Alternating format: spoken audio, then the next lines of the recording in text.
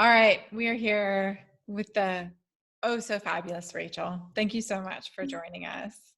Um, and yeah, taking time out of your, I know, super busy life. So seriously, thanks for being here with us. Yeah, happy to. Excited to finally join. I know. So Rachel is one of my sister friends, who is an incredibly wonderful, wonderful friend, and also a fellow superwoman. She is currently, her vocation is that of super rock star lawyer in DC. And she is one of the most um, intuitive people that I think I've ever known, and also one of my greatest friends. So you are definitely a giver. I do what I can, learning from you. Oh, and I think we learn from each other. I think we True. learn from each It's other. true.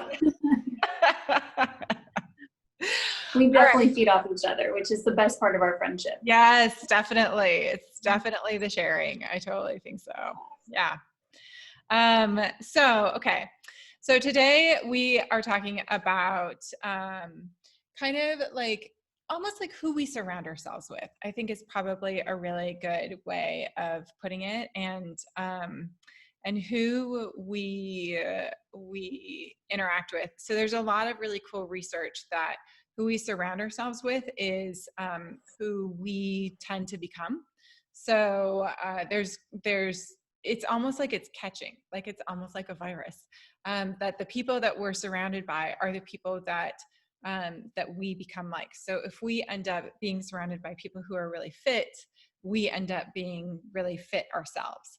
If we are surrounded with people who are really professionally satisfied, then we end up becoming very professionally satisfied as well, right? So that idea of kind of like who we surround ourselves with is an important concept for us to keep a hold of in our lives.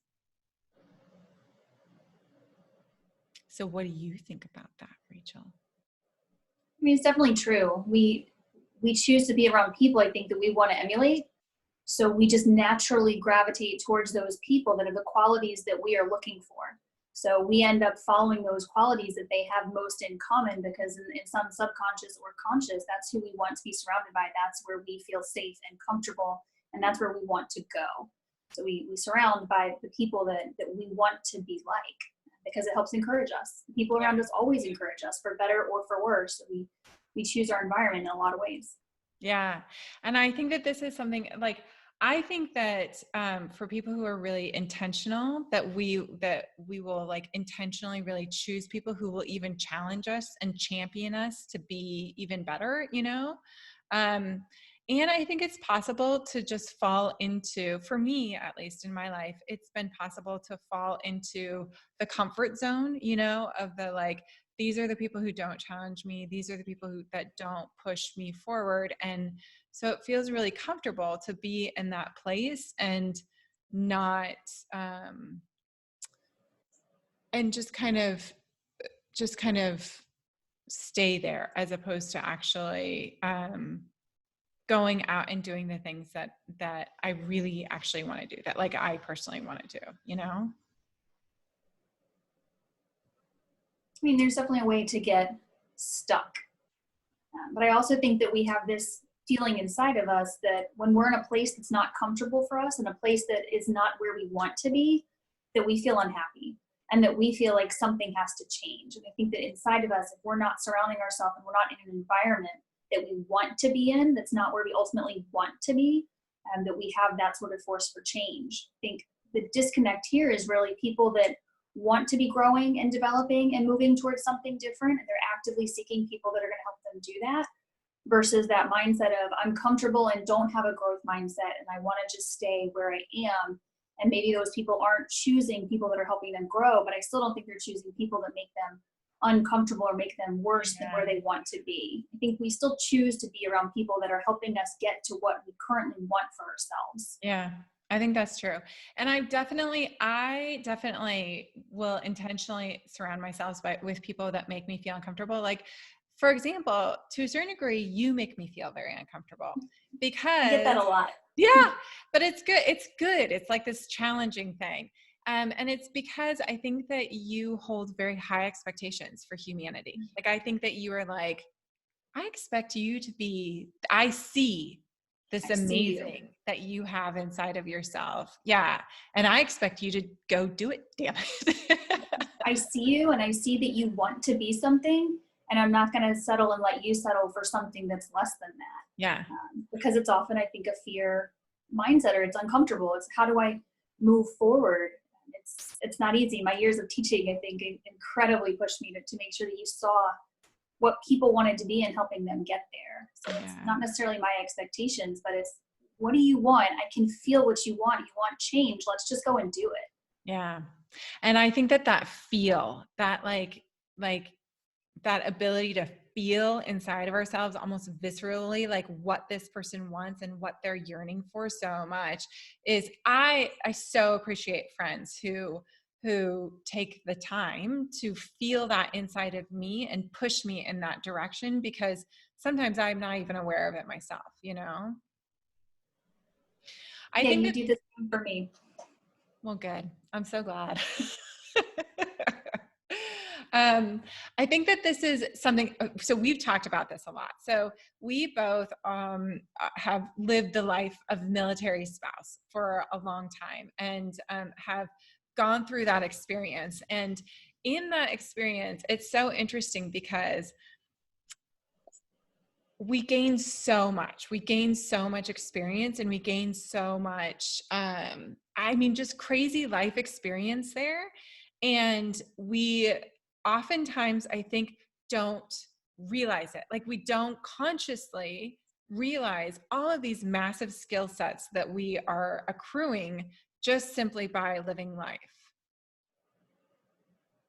That's definitely true. It's easy to get caught up in looking at what appears to be resume gaps or inconsistencies moving every year. I'm like, well, if nothing else, what I lack in consistency, I make up for an interest, for sure. Right.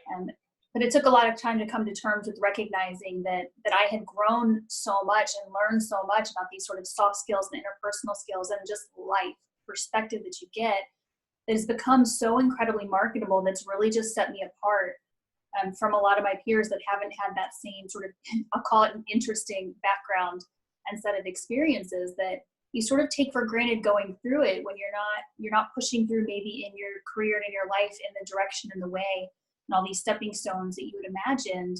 It's hard to take a step back and see what other stones you've gathered as part of your bundle along the way. Mm-hmm. So this is like one of my personal jihads, and it's not just for military spouses. It's for people who have lived through life and exactly what you said, gained those soft skills by going through the experience of life and like throwing down, and going in and actually doing it and figuring out life, which is hard to do. And it gives us all of these really soft skills when we really go in and like interact in almost like the suffering of life, or interact with, like, really, really go in and just do it, like live that life. And, it's so fascinating because we have literally just been talking about this last month. Like, Rachel's getting headhunted all the time right now because she's so ridiculously marketable. Why? Because she's got soft skills. And this is such a thing, like in leadership, soft skills are the insanely important things. It's that ability that you just articulated of being able to feel what people want and then finding ways to motivate them to even fulfill their own life purpose and do that. That is a incredible leadership skill.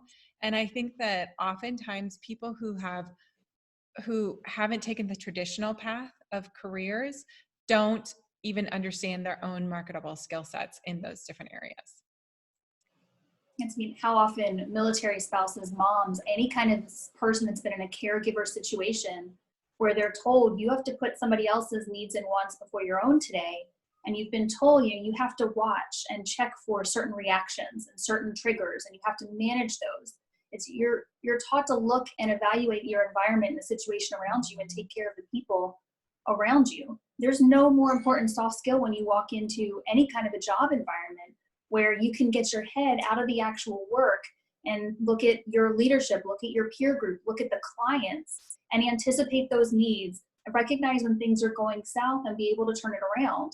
So those are skills you've been developing and practicing in real world situations that, no offense to our jobs, are often more important and more critical, because kid meltdowns and spouse meltdowns, especially military ones, we try to avoid, we have to. So taking that knowledge base of being able to look around and care for the people in your environment and see them, it's just a skill that you don't get when your most significant life experience is working at a job and sort of becoming technically proficient at something. Yeah. You can't replace it.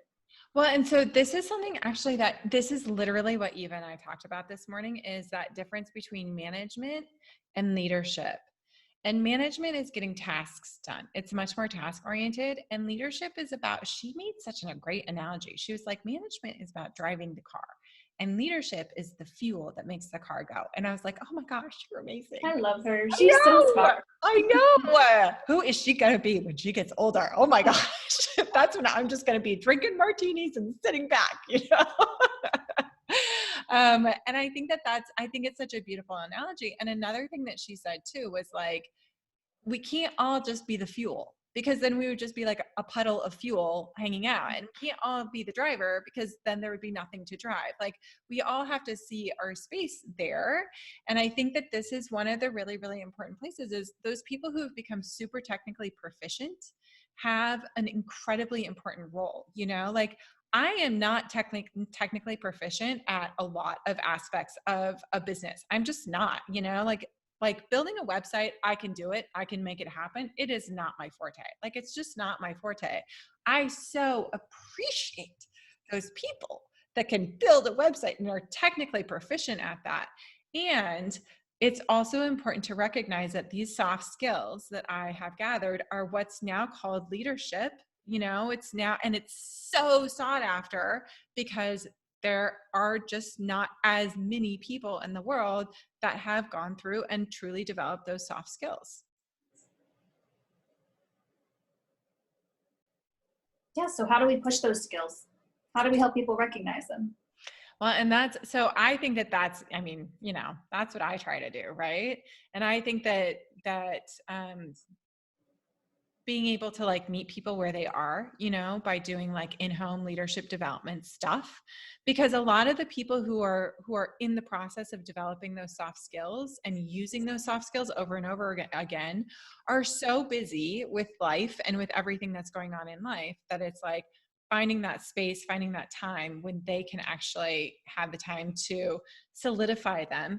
And that was something that was really important for me when I was going through leadership training, was actually putting the words around the skill sets that I already had. And it was fascinating for me as I was going through the leadership training. I was like, oh, I do this all the time. These are the magical words that everybody is like, oh, you have those skills, you know? And also solidifying them and bringing them up to that conscious level, so that I could choose to use those tools when I wanted to, instead of just instinctively using them, you know? I think the conscious level is such an important piece of it. Is people recognizing how those skills translate, and how the way that they manage their toddlers out of control fit, because there's crust on the bread or whatever it might be that particular day. Like, what tools and resources you have in your problem solving mechanisms with that toddler that you would translate exactly into dealing with a coworker or a boss at your job, or how it would deal with a client, for example, and how you can sort of market that skill as something that you've worked on and developed. And even though you're talking about your toddler, it's really the same process that you're going through. Conflict resolution is the same at really any age. It's finding solutions, finding a way to calm the situation, diffuse it, finding a distraction of some sort, getting them back to a happy place, and sort of figuring that out as quickly as possible. Yeah. So it's figuring out in your head what you do all the time, what your processes are, what you've already developed. And like you said, like sort of putting it into the mindset and the mind frame and the words of, this is an actual skill that I've developed, and this isn't just a mom skill. This is a life skill. This is a human skill. This is a strength that I now have. Mm-hmm. You know what? You can't get it right all the time. And these aren't mind-blowing developments sometimes, but the pieces add up so quickly without you recognizing how important those small pieces really are in shaping how you as a human interact and come across to the rest of the world and to the other humans that are in your life. Yeah, definitely. Definitely. And even the knowledge that it's not going to turn out exactly the way that I planned it to turn out, just knowing that one little piece of information there is a huge leadership skill. Like just that is a huge leadership skill. And it's something that's like beaten into us, over and over and over again, because it doesn't turn out the way that we expected it to turn out, Yeah. Yeah.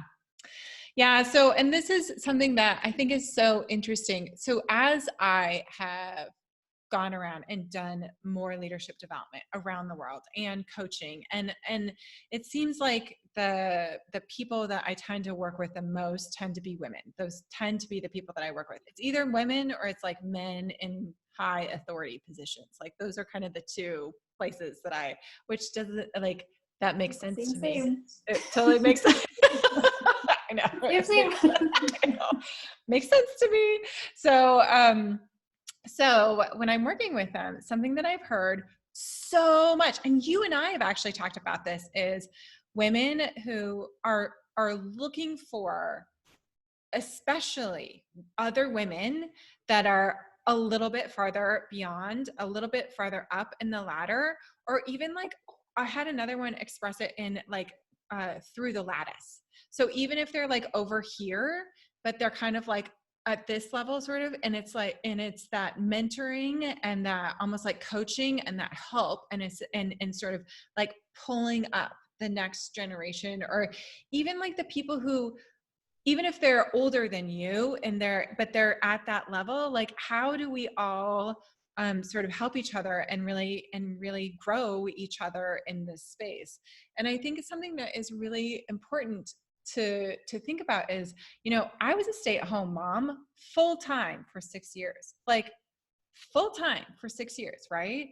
Now I run a multinational corporation that I started, how did I start it? I started it with craft projects for NGOs. Like that's legit how I started it. We just did a video with Eva doing one of the craft projects for NGOs. What are we doing now? Oh, we're working with the ministries in Kenya in order to build up these mentoring programs that we're doing, like, and that was 6 years ago. And now here I am in this space now too. And I think it's really important for women who, I would probably, when I was a stay-at-home mom, I definitely really aspired to be someone that was, I like the stay-at-home mom part was really, really important to me. Like it was legit. It was really important. And that was an important step in my career path. That was an important part of it for me too. And I always kind of knew in my head that wasn't going to be my career path for forever, that I was going to do lateral transfers throughout it. And I would look at people like you who are going to law school and who are now a lawyer in DC, and I would be like, that's awesome, And I think that helping people to see the pathways as we're like going through this lattice work and supporting each other as we're going and moving along this, I think it's really crucial for people to be able to do that. Yeah. And it's just to put a finer point on it, helping them see that it can be their pathway, that they don't have roadblocks, and whatever roadblocks are there, we can get past. You figure out how to do that. And you figure out what your support systems are to be able to get there. But it's showing them that path can be theirs because other people are there to support them and help them do it. Doesn't have to be a path that somebody else has gone down. So I'm not going to say like trailblazers necessarily. You figure out where you want to go and you start bulldozing things, but recognizing that this is something that you can go after and not putting your own misperceptions about what you're capable of in your own way. Yes. That's I think a huge thing for a lot of people, but I think especially a lot of women. It's, well, look at where I am now. How can I possibly dream so big and get there? Am I setting myself up for failure? You're setting yourself up for failure by not trying. and by not dreaming and by not figuring out who those people are along the way that can give you good advice and good support and good connections to be able to make that happen for yourself. And you know what, you might not end up where you expected to be, but you're probably going to end up somewhere way better and somewhere that's way more suited for you as long as you keep pushing. Yeah. This is something that like Rachel sometimes makes me feel uncomfortable. See, there it is again. She sometimes makes me feel like pokey and like she's kind of poking me, you know, and I'm like, ah. And I think that it's easy to say that, oh, that person is putting too high of expectations on me, you know, and I've heard this from people a lot, from me too, that like I hear this feedback from people of like, Carmen, you have too high of expectations for me, you know, I just can't ever live up to that or whatever. And I'm like, no, I see how amazing you are, you know? And so, you know, as much as sometimes you make me feel uncomfortable, I appreciate so much that you hold me to that amazing, that is super possible for me. You do the same for me. I mean, I think that's what, it's finding a way to hold each other accountable and push without pushing so far that somebody is going to stop going after their dream because they don't feel supported in it. So the pushing, I think, still has to be from a place of love and respect. And I think you have to build some of that in advance before you can start making people as uncomfortable. People you're close with. I like making other people, like again, the teacher side, like you can make them uncomfortable to put feelers out there and get ideas in their head and then sort of walk away. But the people that are in your circles, I think you have to make sure that you've built up that, like, I'm not just telling you this. This isn't some like face value throwing something out there. It's because I believe in you. It's because I see you and I know you and I can feel what it is that you want, which is something different. So let's explore what that is together. And it becomes a group process instead of putting it on you by yourself to go after. And because people feel much safer, you know, travel in packs, travel in groups. The same is true in your life. You've got to travel in your life in those groups and packs to get somewhere stronger, somewhere better. Yep. And I think it's so interesting to note that the one thing that never changes is that we are constantly changing. We're always changing. And so having that awareness of we're just always changing helps me to think about, okay, so what am I changing into? What is that change becoming, you know, because I'd like to have some kind of say in that, you know? So. Yeah. All right. Same. I know you have to go. So thank you so much. Thanks for being here. Yeah. Thank you. It's so much fun. I hope everybody listening is going to start pushing and going after a little bit more of that thing inside of them that's telling them that they want to do something different and they're ready to feel a little bit more uncomfortable and find some spaces where people can help support them through that, like this. Definitely. All right. I love you so much. Have a fabulous rest of your day. Okay. Bye.